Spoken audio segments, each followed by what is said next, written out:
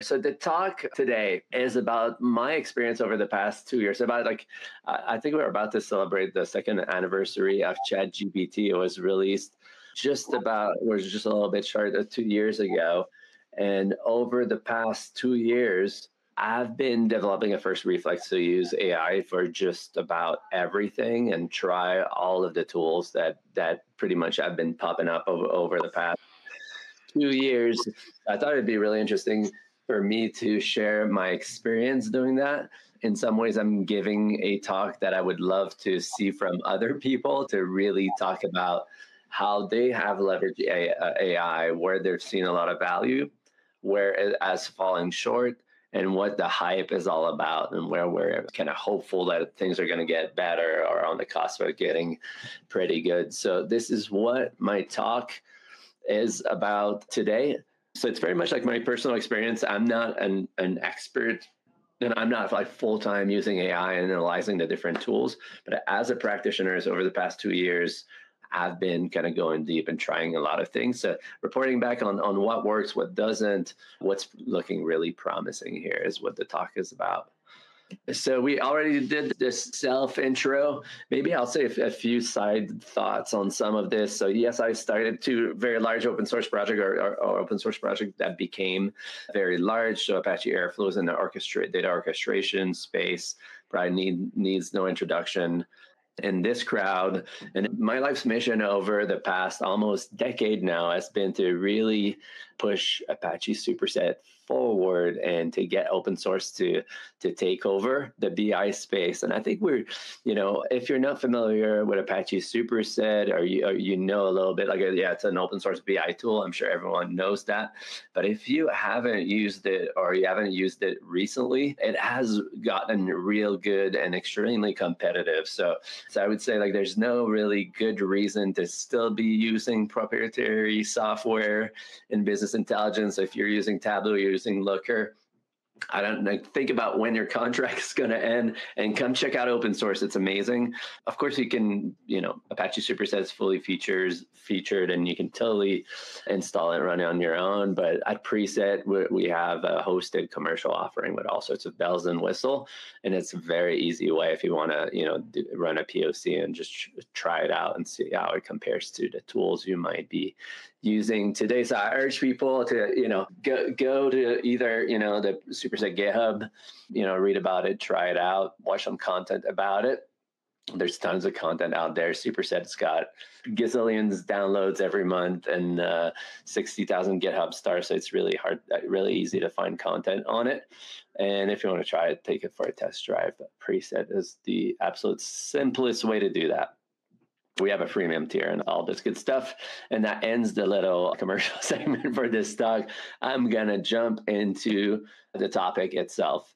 So how do we get here, right? So I think, just looking back, really the kicker for a lot of us, and many of us have been working, I was part of an ML infra team while I was at Facebook 10 years ago. So a lot of us have worked with machine learning and AI in general.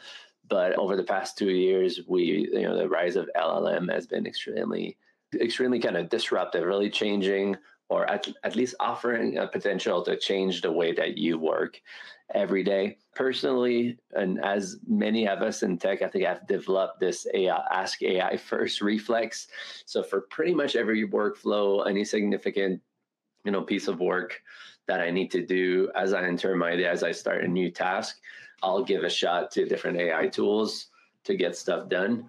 I think various people have been doing that to different degrees, but I've certainly been doing that over the past 2 years. I'm reporting back here on 4 different family of use cases. The most relevant, given this is a data, conference with a lot of data practitioners. I call data practitioners that anyone who's got data on their job title, right? Data analysts, data engineers, data platform engineer, all these people that are probably tuning in right now and watching this talk. So I'm going to talk about some of the data related workflows and use cases. Then, I still do a lot of coding.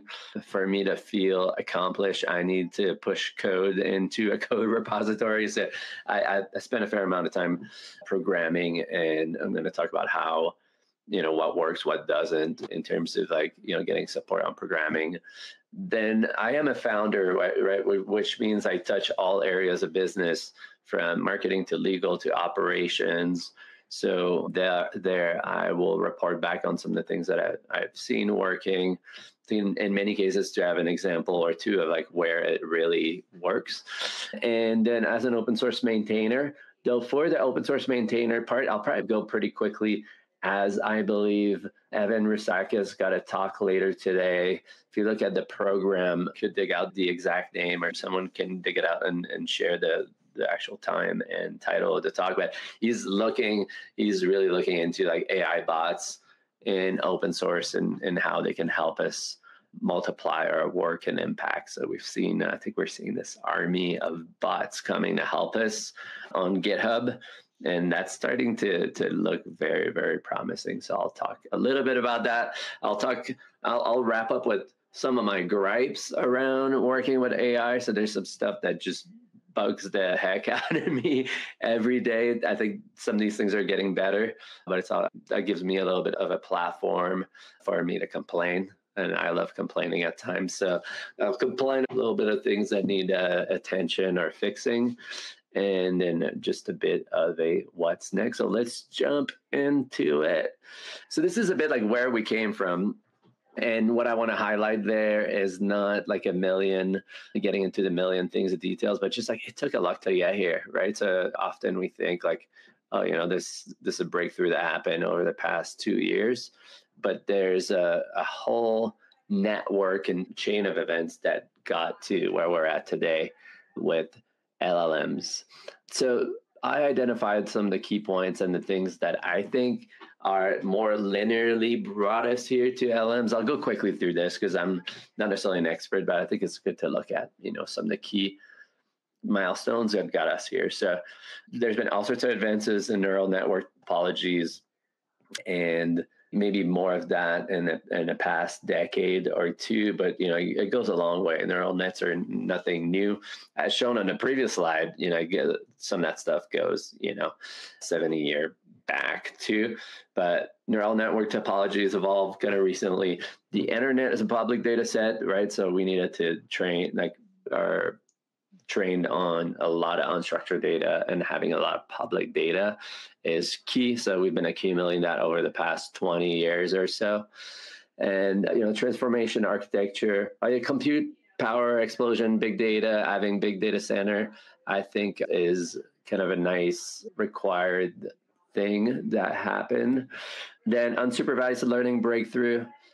And then I believe like the big, the early version of GPT, there's this idea of like predicting the next word as a eureka moment. A lot of people didn't think this would work, right? If you'd go back and talk to people and say that is the way forward, they would think you're crazy. But it turns out predicting the next word was a very key element. Next up, so before getting into some of the use cases and the different areas that I wanted to cover, right? So we're going to get into talking as a data practitioner, as a open source maintainer, and all the different areas. And one thing I wanted to talk about is what's really interesting is that open source is very much a leader in LLMs right out the gate. So historically, what we've seen is that open source would be a lagger, right? You would have like some innovation in software that would, grow and get ahead. And then at some point you'd see some sort of open source solution come up and try to catch up with what's going on the proprietary side, maybe as a tidal wave of commoditization. Now what we're seeing with this wave of LLMs and tools is that open source is very much at the forefront. So if it's not the first horse in a race, it is very close behind. And that race where you see like the proprietary LLMs, say OpenAI, and going against things like Llama are very, very comparable. So I think that's a trend that we see moving forward, where open source is either leading the way or very, very close behind, or fighting very credibly for the first spot. So it's really good to see that in this next and new wave of innovation in LLMs, but really everywhere in the frontier of innovation in software. So now I'm going to get into talking about some of my use cases by categories and showing some of the examples where I've seen things working very well. So first, as a data practitioner, so I do spend a fair amount of time acting as a data practitioner. So we're a small startup. So I put the data analyst hat on, the data engineer hat on, the data platform engineer hat on at times. And I'll be digging into some of the use cases and what I've seen done right. So turns out LLMs are really solid at writing SQL, surprisingly so. SQL being like very kind of close to language in a lot of ways, the reasoning being pretty solid. Personally, I've been amazed at how good LLMs and particularly GPT and the newer version of GPT like GPT-4o are good at writing SQL. Of course, it requires the right context, right? So you need, the LM needs to know about your table structure, your naming conventions, but given the right set of data structure and an intelligible prompt, it's surprising how well the AI or LMs are able to write good SQL, at least like get you 80-90% of the way there. Scripting acceleration in data, we don't necessarily, at times we write little scripts to kind of glue things together, right? So the size of the module that the typical data engineer, data analyst writes pretty self-contained, usually in a single script or a module. So for these self-contained scripts, and these straightforward tasks of things like, read this CSV file or extract this data and run this query and perform this linear regression. So for these kinds of things that are very contained, they're small scale projects, AI is really good. As an advisor on approach, right? So if you are trying to figure out how to accomplish a task and kind of make the plan as to how you will achieve something, I would say a rubber duck is a good place to start. People to call rubber ducking when you try to explain your problem to a rubber duck, and even though it's not necessarily just the fact that you're asking the question and stating your problems brings a lot of clarity. But with AI, you can have a really smart rubber duck that can really help you zero in on how to approach something. Then ideating, advising, KPI, industry standard, kind of how does my work fit in the larger context of things? It's good in abstract modeling questions. So talking here, data modeling, these kind of more abstract questions of like, which tool should I use for this, or how should I approach that? AI has been a great partner. Where is it bad? So I think anything that requires a lot of context, right? So some of the tasks you're going to have to do, especially as a data analyst or a data engineer, requires a lot of, sometimes we call it, tribal knowledge, historical context, things that the model has not been trained on and that are hard to fit inside your prompt window. It's not going to do very well. Similarly, if your RAG process, or you need to bring in a lot of context because you don't know what might or might not be relevant. For instance, if you have a schema, you're trying to do text to SQL, and you have a schema that has, 600 tables or even 100 tables, the more you fill up, you cram stuff in that context window, the more the LLM can kind of get confused by too much context, right? So I think a few of us have done, kind of custom training or fine tuning on the model. So it's really about RAG. It's about bringing the context to the context window. If you abuse this context window, more is not always better. So that goes to some of the overhype. RAG that used and abused can really confuse the model. The overhyped, people are talking about the analyst agent idea, right? Like to have a bot that's supposed to replace your data analyst. My experience trying to work with those has been not that great, especially when the topic requires a lot of context. And that's a theme you're going to see as I cover the different areas, right? So this is as a data practitioner, but I'll see something similar in pattern emerge and elsewhere. The code interpreter type idea has been a hit or miss for me. And anything that requires a complex sequence of event or executive skills, right? So if you're trying to do a long form project, you can't really say go and do this decompose this target into a list of, say, a dozen or so step and go and hammer at it. Like, you still need to be the executive that chains the result and connect the things together. So this is just an example. So for all of the different areas, I'll try to bring in like one or two examples. So this is like text to SQL in preset. So that's a preset feature only we built on top of superset, bringing text to SQL to our SQL IDE. That's something that's been working very well, especially when you're self-contained within a schema, right? So if the SQL you're trying to write is contained within a schema and the schema has not a million tables, it will do extremely well in terms of like coming up with a query.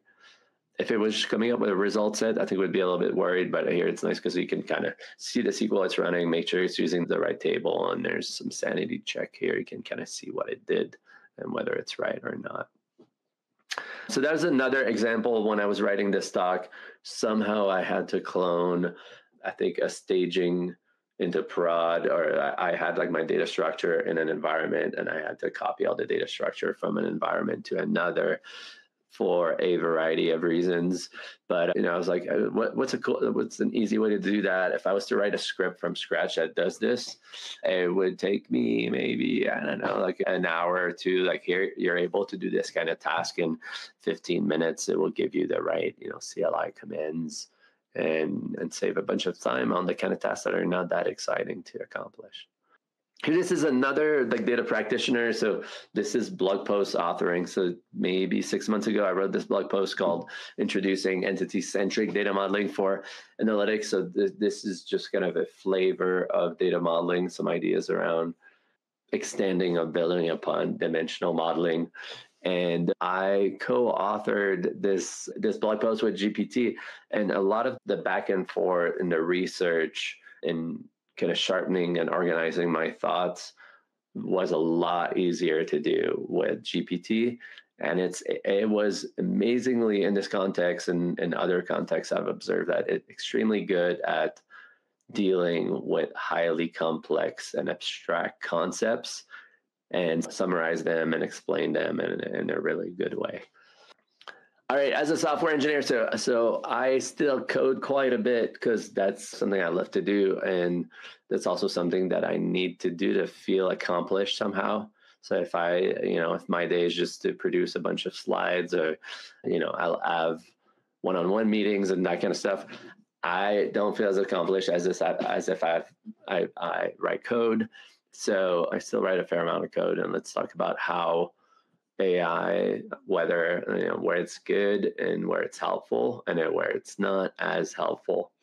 So, if we were in a big room, say like, here, uses GitHub Copilot, and I'm sure I would say a lot of show of hands, but autocomplete has been great, especially, just finishing the line, just find yourself writing the name of a function and the whole function gets written for you.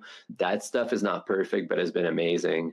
Programming is more and more about hitting tab and making sure it's writing the right things. But if you know how to use it and what to write and when to hit tab, you can really get some low acceleration on the low level coding, which is great. I also noticed that if you do more functional programming, so functional programming is a programming paradigm for people not as familiar with it, but it's an approach where functions are more, everything's kind of function centric. There's no side effects. You're assuming deterministic results from immutable input and output. And I found that the LLMs are really good with functional code.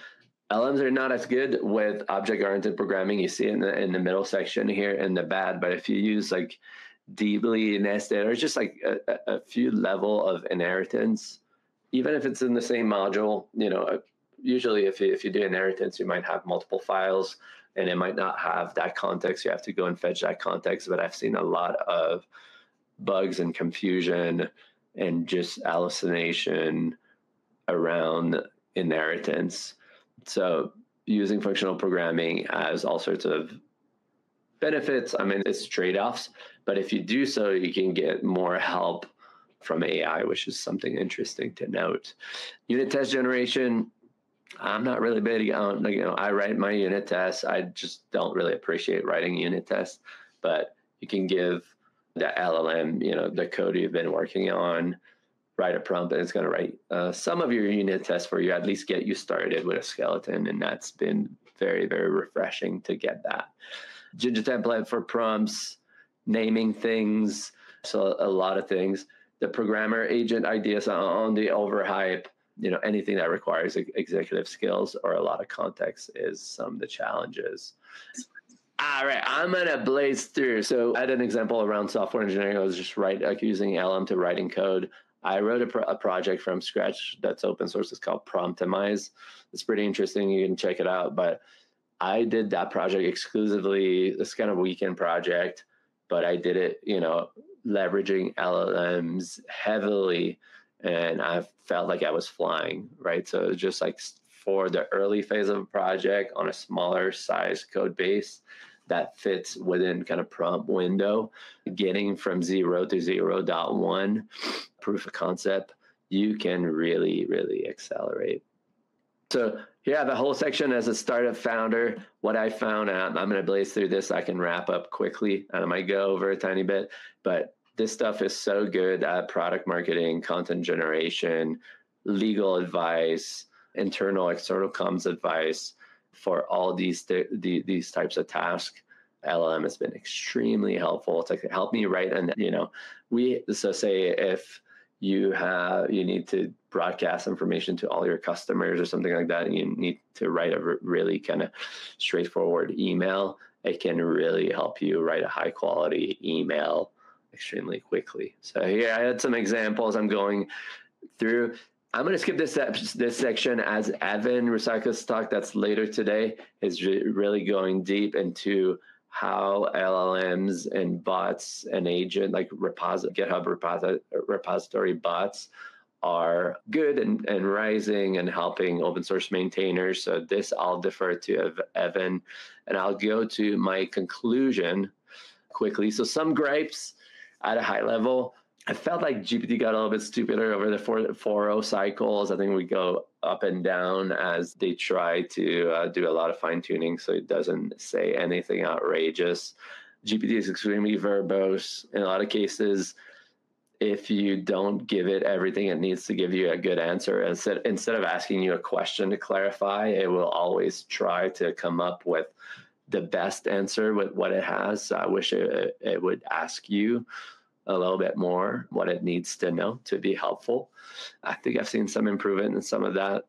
And then it often tries to answer from memory or from neural net, despite the fact that most humans would do a quick research on GitHub to look up, say an API definition if you're programming, or recent news if you're talking about a topic that's evolving quickly. So here you really have to force it to, in some cases, to go and search the web and not answer from its weights or memory.